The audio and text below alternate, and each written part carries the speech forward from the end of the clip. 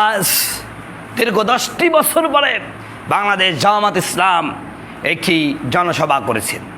সেখানে কিছু মানুষের মধ্যে সীমাবদ্ধ করে দেওয়া হয়েছিল যে এতগুলো মানুষ জমায়েত হতে হবে, কিন্তু বিক্ষিপ্ত পঙ্গপালের মতন আমরা দেখলাম অসংখ্য ছোট্ট ছোট্ট মিছিল এসে পুরা এলাকা জনসমুদ্রে পরিণত হয়েছিল।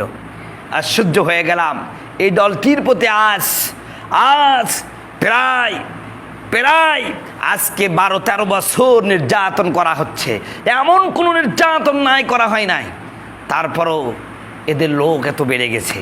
আসলে যার প্রতি নির্যাতন যত বেশি করা হয় তাদের প্রতি আল্লাহ তাআলার করুণা দয়া মায়া বেশি হয়। মাসলুমের পক্ষে আল্লাহ পাক থাকেন, জালেমের পক্ষে আল্লাহ পাক থাকেন না।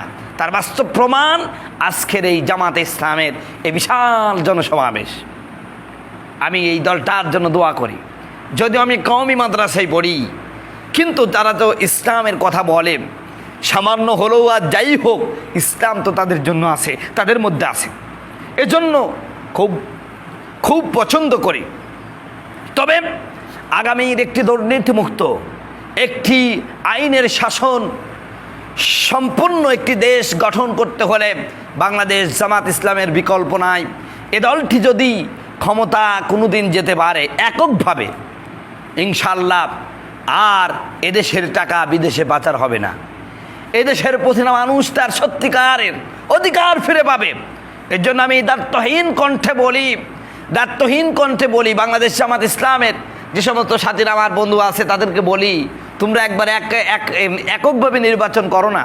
তোমরা যদি এককভাবে নির্বাচন করো, একবার না একবার তোমরা ক্ষমতায় যাবে। আর ক্ষমতায় গেলে তোমরা যদি আইনে শাসন প্রতিষ্ঠিত করতে পারো আর মানুষকে তার ন্যায্য অধিকার ফিরিয়ে দিতে পারো, তোমাদের থেকে আর ক্ষমতা কেউ নিতে পারবে না।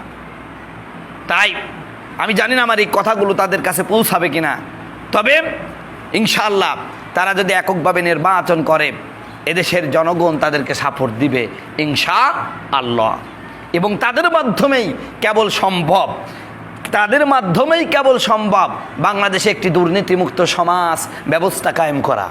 কারণ দুর্নীতিমুক্ত সমাজ ব্যবস্থা কায়েম করতে হলে দুর্নীতিমুক্ত মানুষের দরকার, আর সে মানুষ জামাত ইসলামের সেই লোকবল আছে। আমার বন্ধুগণ, আমার ভাইরা, আজ বাংলাদেশে কত দুর্নীতিবাজকে ধরা হয়, কিন্তু জামাত ইসলামের যে মন্ত্রীগুলো আছে, যে এমপিগুলো আছে, তাদের কাউকে আজও পর্যন্ত দুর্নীতির মামলায় ধরা হয় নাই। তার মানে কি বোঝা গেল? যে তারা হলো স্বচ্ছ, সুন্দর এবং সুরুচিবান ব্যক্তিত্বের অধিকারী, যারা জনগণের সম্পদ আত্মসাৎ করে গাড়ি বাড়ি করার লোভ তাদের মধ্যে নাই। কারণ তারা তো তামান্না করে যে আমি এ দুনিয়ায় যদি আল্লাহর দেওয়া দায়িত্ব পালন করে মরতে পারি, পরকালে আমার জন্য বিশাল জান্নাত রয়েছে। আর দুর্নীতি কারা করে? যারা পরকালে বিশ্বাস করে না। ওরা মনে করে বিমেরি খাও দাও ফুর্তি করো, এই দুনিয়াটাই সব। এরাই সুইস ব্যাংকে টাকা জমায়, ওরাই ক্যালিফোর্নিয়ায় বেগম পাড়া তৈরি করে, ওরাই কানাডায় বেগম পাড়া তৈরি করে। যারা পরকালে বিশ্বাস করে তারা শুধুমাত্র জনগণ নিয়ে চিন্তা করে, কারণ জনগণের দায়িত্ব পালন করে এটা আল্লাহ পাকের পক্ষ থেকে অর্পিত দায়িত্ব। কথা বলুন ঠিক কিনা?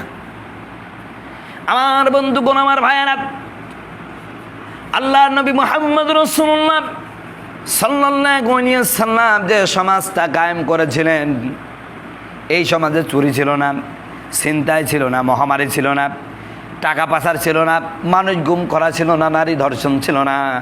এর মূল কারণ হলো ওই মানুষগুলোর অন্তরের মধ্যে পরকালীন চিন্তা চেতনা ঢুকিয়ে দেওয়া হয়েছিল।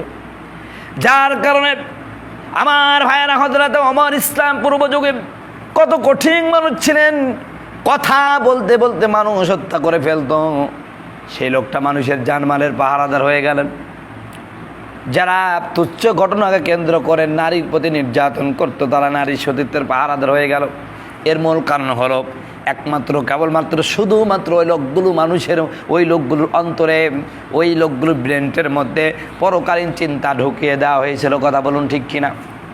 এই জন্য বাংলার জমিনের মানুষ যদি, হে বাংলার জনগণ বলি, শোনো, আওয়ামী লীগ দেখেছো, বিএনপি দেখেছো, জাসদ দেখেছো, সব দেখেছো, একবার টুপিওয়ালাদের ক্ষমতায় বসায়া দেখো, ইনশাল্লাহ এ বাংলাদেশটা সত্যিকারের সোনার দেশে পরিণত হবে।